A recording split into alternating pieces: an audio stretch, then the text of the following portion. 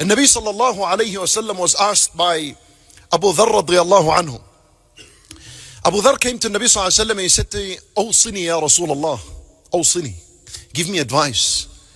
It's good from time to time to go to people that are more learned than you and ask them for advice. For Nabi sallallahu alayhi wasallam, he said to him, إذا عملت سيئة فأتبعها حسنة تمحها. That if you were to intentionally commit a sin, عملت is different to فعلت. عملت means to intentionally commit a sin. سيئة, التنوين on سيئة meaning any sin. النكرة تفيد العموم. Any sin. Major sin, minor sin, you name it, as long as it's a sin. If you did intentionally, you committed any sin, what do? He said to him, فَأَتْبِعْهَا حَسَنَةً. Immediately, follow it up with a good deed, any kind of good deed, follow it up. Don't sit there and say, this is not the right time to ask Allah for forgiveness. There is no such thing as a bad, inappropriate time to make dhikr of Allah and to seek forgiveness of Allah.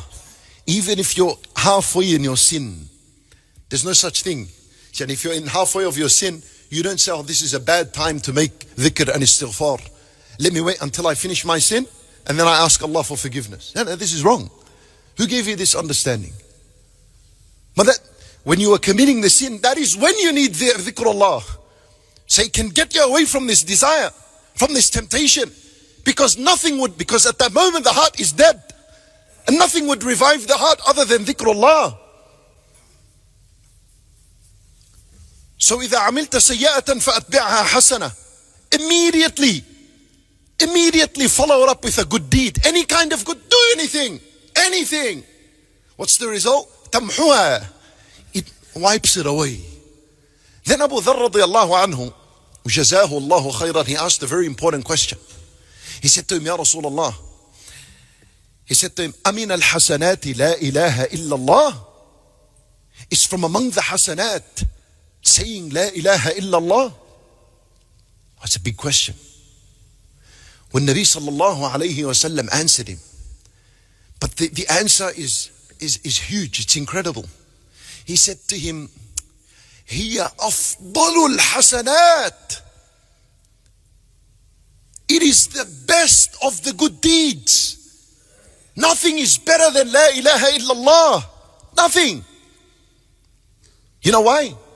Because the best and the best of the good deeds is the obligations. The most beloved deeds to Allah are the obligations. And on top of the list of the obligations is at-tawheed, which is La ilaha illallah. So as a result, it was the best of hasanat. And my brother in Islam, this means when you do a sin, say La ilaha illallah after it. There's a special effect with La ilaha illallah. When you combine it with sins, it dissolves the sins. Dissolves them. La ilaha illallah is like a sharp knife that cuts anything besides Allah in the heart. Because when someone commits a sin, it's a desire. It's a temptation in the heart that pushed him towards the sin. There's something in the heart other than Allah that pushed you to the sin. Because Allah Azza wa Jal, Inna Allah la ya'muru bil fahsha. Inna Allah la ya'muru bil fahsha. Allah Azza wa Jal doesn't command people to commit sins. Allah doesn't command us to do that. So if you commit a sin, you followed someone else. You followed your nafs. You obeyed the shaitan. Allah Azza wa Jal said, Ya Allah ta'budu shaitan. Alam a'ad ilaykum ya bani Adam. Allah ta'budu shaitan. Didn't I tell you, oh man, do not follow the shaitan. So you obeyed, you followed something. And then you need to cut that out of your heart. How do you do that? With La ilaha illallah. And La ilaha illallah can only come from the heart. And then uttered on the tongue. Why? Ulama rahimahumullah, they said, لأن حروف لا إله إلا الله جوفية. The letters of La ilaha illallah are all internal letters. This is symbolic, and it implies the fact that it is supposed to come out min al-jawf. It comes out internally from inside, from the heart. And then it's uttered on the tongue. And you say La ilaha illallah after a sin. Wallahi, it's as though you poured ice on something that is hot, because sins, they have heat to it. تطفئ الخطيئة كما يطفئ الماء النار.